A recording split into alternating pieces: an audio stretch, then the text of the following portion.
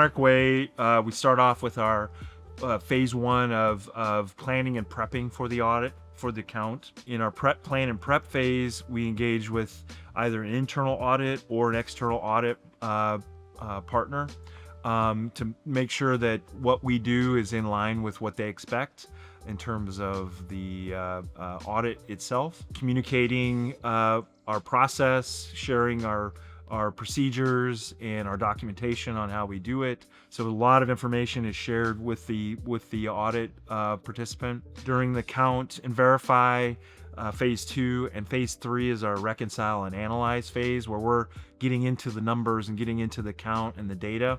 The audit activity in phase 4 is really around meeting their requirements from a third-party perspective. And the purpose of that audit is to just make sure that their process is an appropriate process for getting the inventory accurate, and making sure that we've addressed any of the exceptions in terms of making sure the inventory is not overstated, to make sure that we've incorporated all of our locations in the 4 walls of a client, as well as any locations that get identified that have product in it and we discover it as part of our audit that needs to be adjusted onto the financials.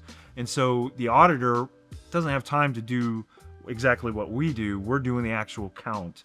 The auditor wants to just make sure that the count gets the information correct in an efficient manner, because they want to make sure that the what is counted, what's represented in the book, matches what's on the floor. So we do a book to floor count or sample test with the auditor.